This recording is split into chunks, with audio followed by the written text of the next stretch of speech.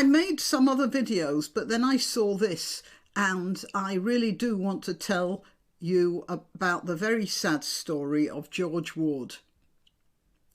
As you can see, he's a nice looking chap. Apparently came out as gay when he was 18, and his traveller family disowned him. And so he's been cast adrift, you know, travelling communities or gypsies, I suppose. He could be of that particular branch of the travellers. They are very close-knit, and growing up in those communities is a very warm and all-encompassing life. And of course, if you have to leave it, it must be quite difficult for you. But he did leave it, and it says here, he was gender fluid, it says, which means he sometimes had girlfriends and sometimes had boyfriends. Well, this is somebody who doesn't really know where he is in the world, isn't it? And Pink News don't go into this.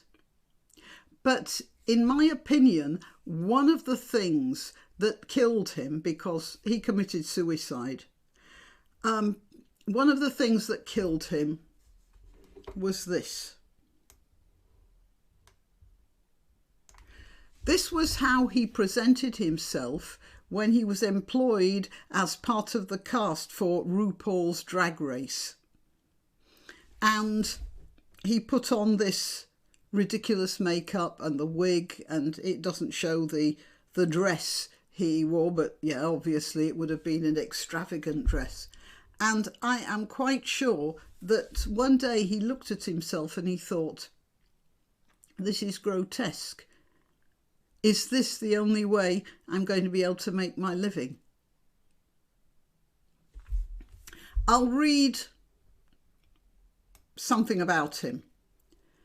It says he was struggling with Drag Race fame. And this is the way Pink News put it.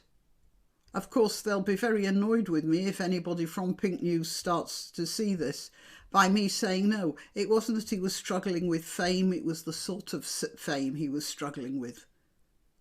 Because somehow he'd gone into a path he could see no hope for in the end. RuPaul's Drag Race UK star Cherry Valentine died aged 28 after struggling to cope with fame, an inquest has heard. No, I think he was struggling to cope with this. With this, when he looked like this.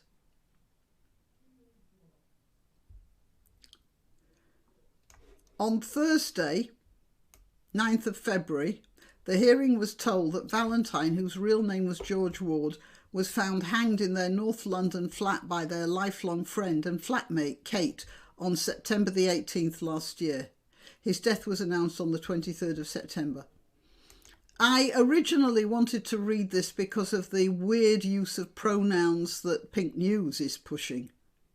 It's because Pink News push this sort of thing that people like George Ward get caught up in this sort of thing. He used the name George Ward when he wasn't in drag, so he's a he, not a there. Ward took their own life while their flatmate was out at a concert. The whole ludicrous situation is summed up in this. Took their own life. And Pink News are, they're facilitating this. They're facilitating the sort of confusion and a sadness that results in this.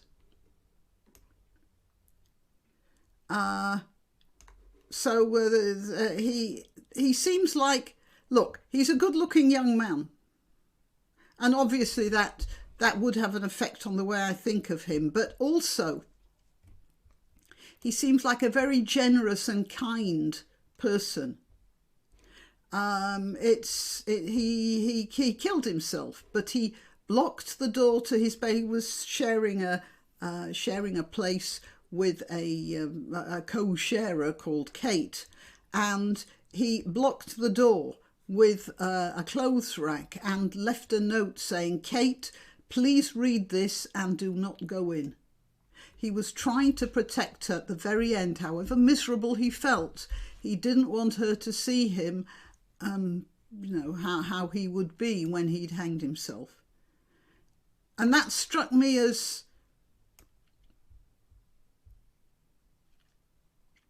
thoughtful and generous and kind. And that should never have happened to somebody like that. And this should never have happened to somebody like that.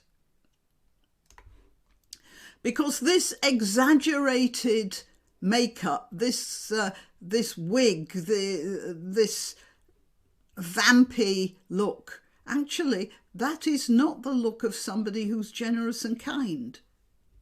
It's somebody who's completely self-centered and selfish, isn't it? And that wasn't what he was.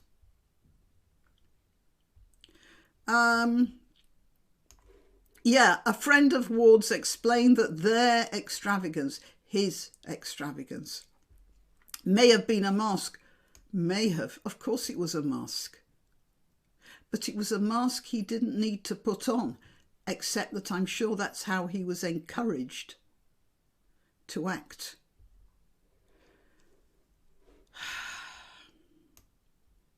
And shared that he had previously battled with depression. Well, yeah, it could have been clinical depression, but he could have got help for that.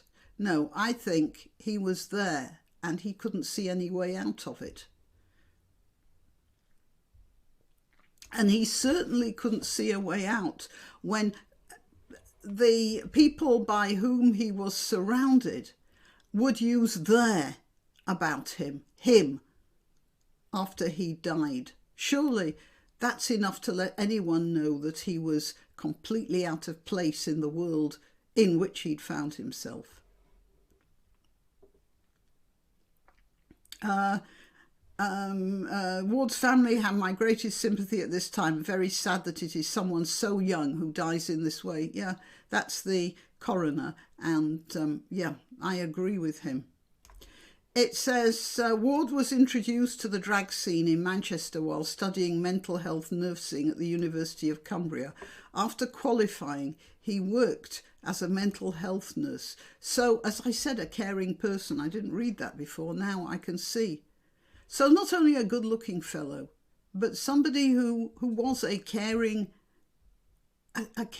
person. After moving, but he fell in with the wrong people who encouraged him not to carry on nursing, but to paint himself up like this and prance about in front of cameras. Because he made money for himself, but also for them. After moving to London, he was announced on RuPaul's Drag Race in December 2020, but following filming being paused due to the COVID-19, he went back to the NHS to assist in vaccination efforts. Following his death, tributes poured in from across the drag world and beyond.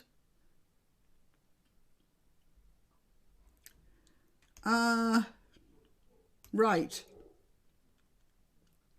So that's the way I feel about this. I feel this poor fellow here was trapped by this.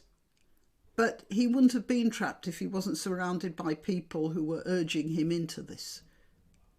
And I'm very sad about it. It seems like, well, it is. The world has lost a good person.